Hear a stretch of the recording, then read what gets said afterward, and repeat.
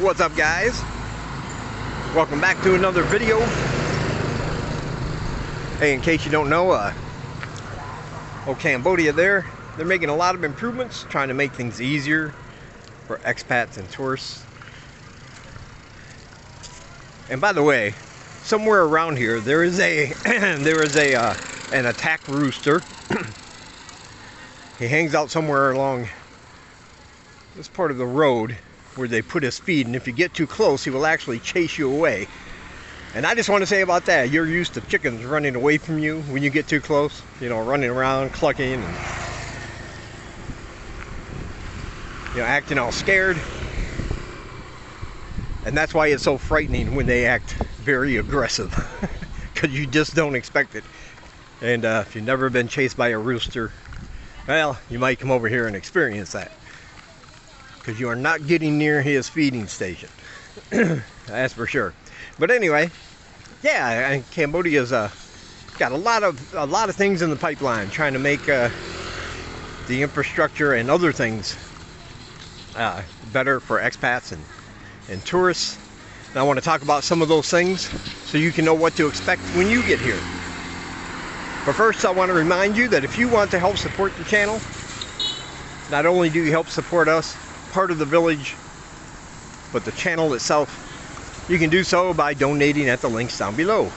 I have PayPal, I have Ko-Fi.com, or you can join my Patreon. And if you do any of those things, as always, I will send you things in return. Copies of my books, free short stories, and of course weekly exclusive videos that only my supporters get. I cover things in those videos that I don't talk about on my public channel that much,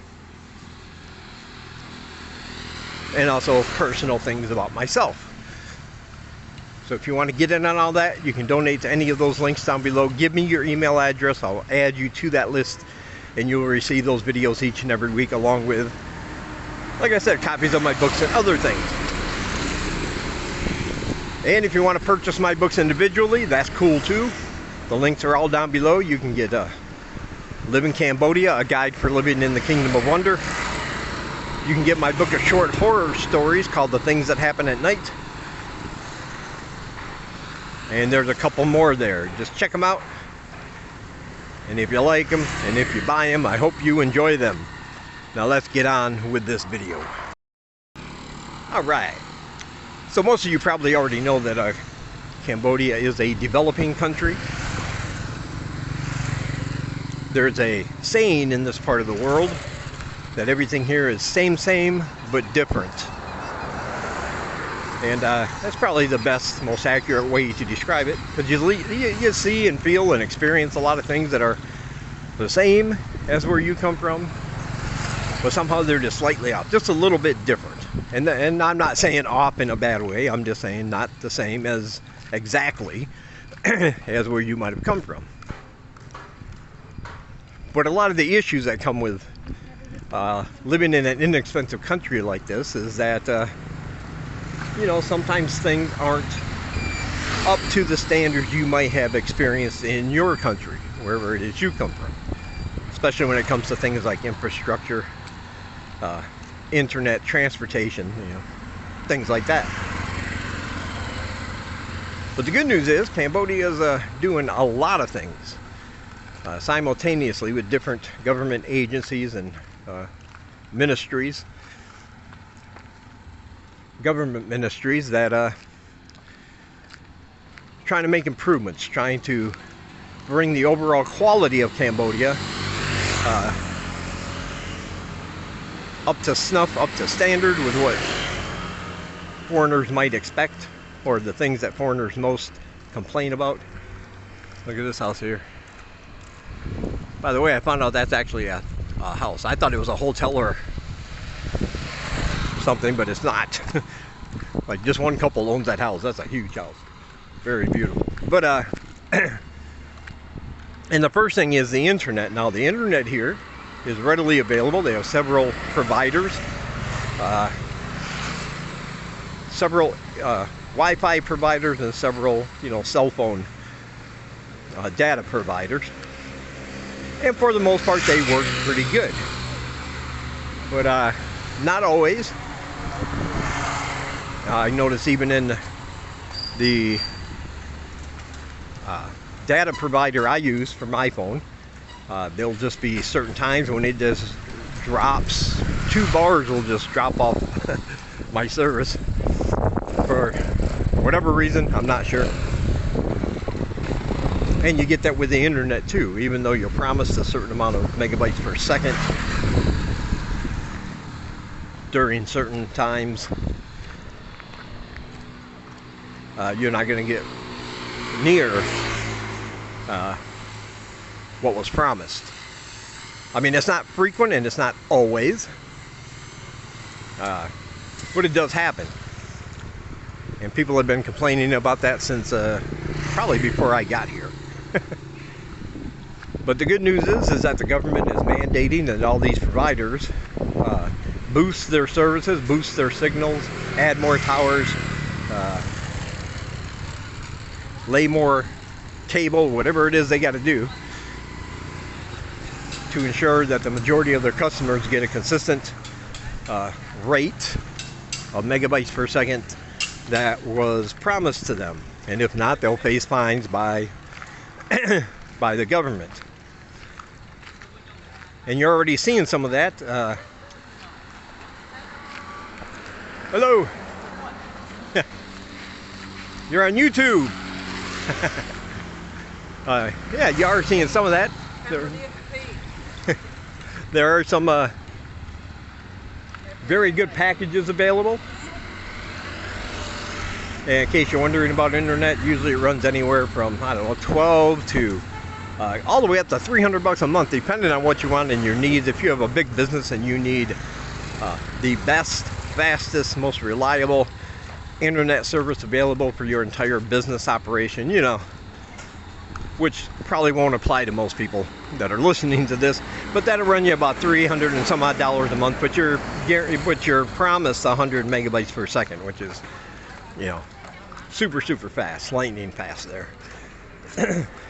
But generally most people can get away with 10 to 15 megabytes per second for your general basic needs. But like I said, the problem is when all that drops, and you know, I'm trying to upload just a 13-minute video, and it's going to take a couple hours during that period, and that's frustrating because that's a long time for a 13-minute video. But most of the time, you know, that 13-minute video will take maybe you know, 5-6 minutes to upload to YouTube. So like I said, they are working on it, and the government is going to start finding those companies that throttle their service or can't provide enough. You know, they take on too many customers and don't have enough bandwidth for every customer to get what they were promised. So that's one improvement they're making. The second one is, of course, they just finished the whole road project. However, there's still a lot of flooding, especially this time of year, rainy season.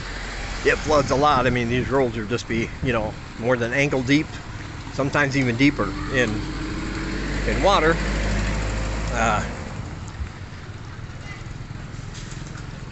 And so that's the next thing they're working on is a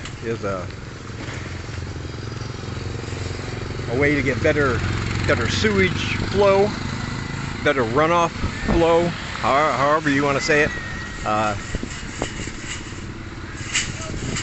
so that these areas don't get flooded as much when it rains. It's a big deal, especially around the market areas like over here at South Crown. When it rains and these roads just get all flooded, they're not going to get the amount of customers. They have to worry about their product, whatever it is they're selling, and of course they still have to pay the monthly rental fee for their stalls and spaces and whatnot. And you know, it rains for a good 2 or 3 days in a row, and they're not making any the money that they normally would, so that affects their bottom line. And so they called upon the government to do something about that. The government responded and said, okay, Right now it's exploratory. They're looking into it. They're going to find out what's causing that kind of massive flooding, and coming up with some way to help alleviate it. Of course, that's going to involve construction. You know it is. They're going to be tearing up roads to put in new drain systems and reroute pipes, and that's going to happen eventually. But just like they did with the main roads here, I'll put up with a few months of that in order for it to not flood every time it rains. I think that would be a good thing. So they are working on that. Garbage service is another thing.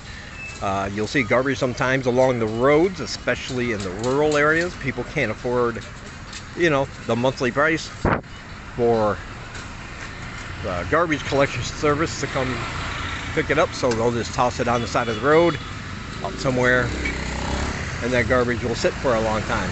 Part of that issue is that there in Siem Reap there are 3 landfills, but they're all smaller and none of them are advanced. They don't have the technology to handle all the garbage that would come there anyway. There's just 3 small landfills. But right now one is being built. It's supposed to be a state-of-the-art facility, including recycling, separation of different kinds of garbage.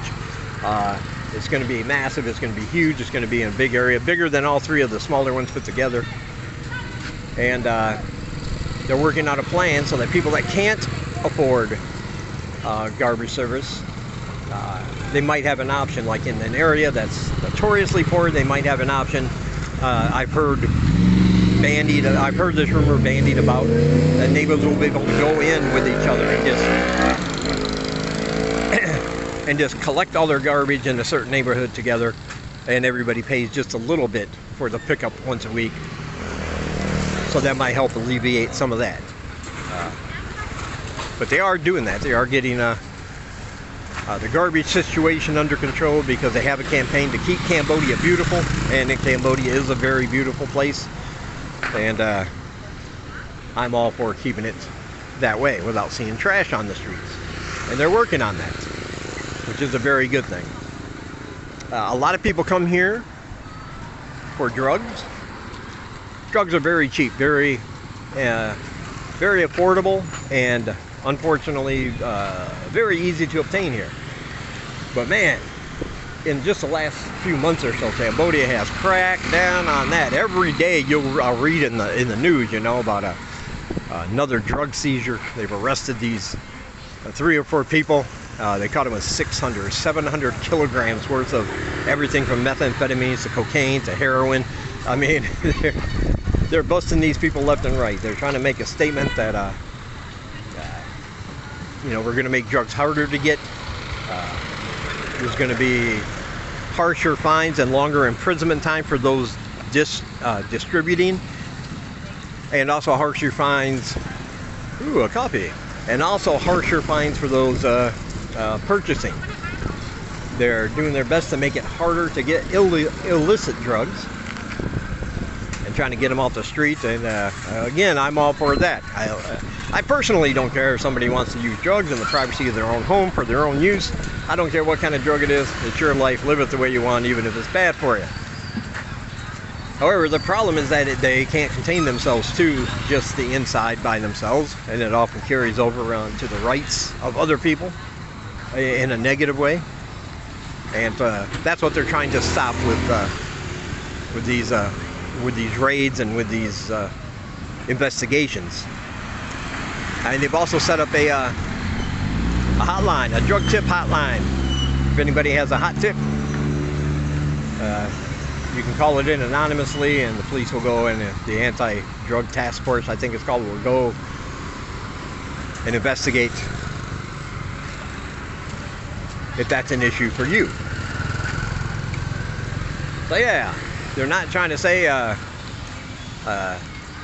drugs are necessarily bad, even though, some of those drugs will kill you after one use if it's mixed with something.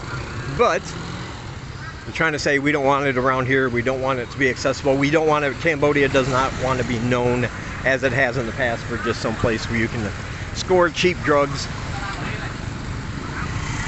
Too many people have died. Too many people have taken what they thought was cocaine, wound up being heroin. You can't take the same amount of both. You know. So yeah, that's another thing they're working on. Oh, and public transportation. You know, right now you either have to buy or rent a motorbike. Know somebody that has one that's willing to carry you around, or take one of these pass apps here, or tuk-tuk, you know, or walk if you want to get anywhere. But they're working on that too. Hello. That's right, they're in talks now for a bus system in some of the bigger cities. Siem Reap is one, and Phnom Penh, and I believe, I want to say Battambang, I think, is the third one in that article. It might have been Sinukville, one of those. But they're trying to get a bus service running, you know, regular bus routes, like you probably have back in your country.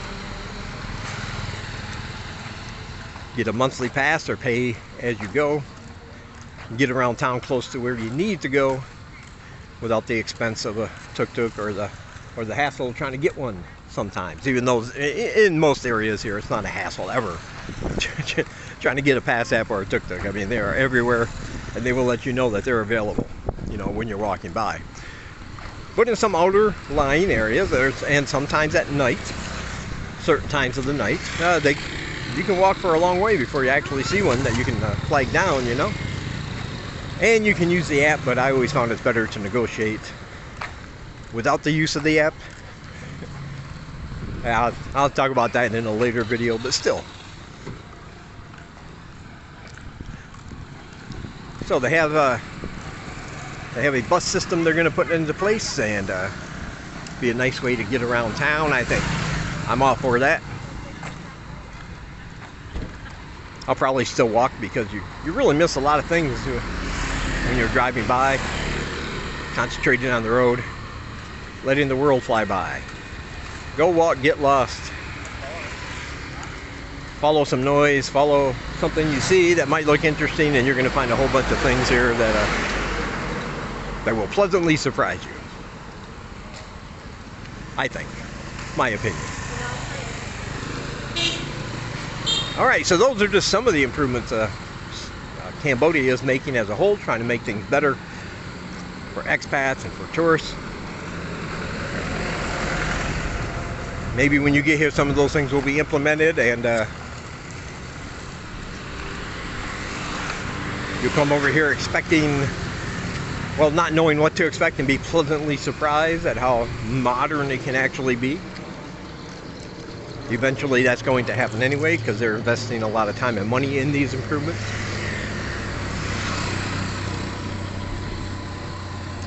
Alright, so check out all my links down below.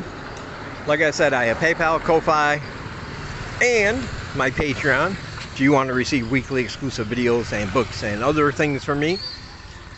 There are other channels vlogging from Cambodia. Those are all down below. I added a new one, by the way. But yeah, I added a new one down there. Go down in the link below and see if you can figure out which one's a new one. But you should definitely subscribe to all of those channels.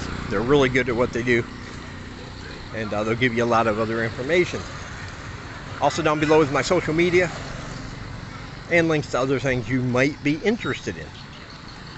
Alright, thank you guys for watching. Give it a like, subscribe if you have not, and I will talk to you in the next one.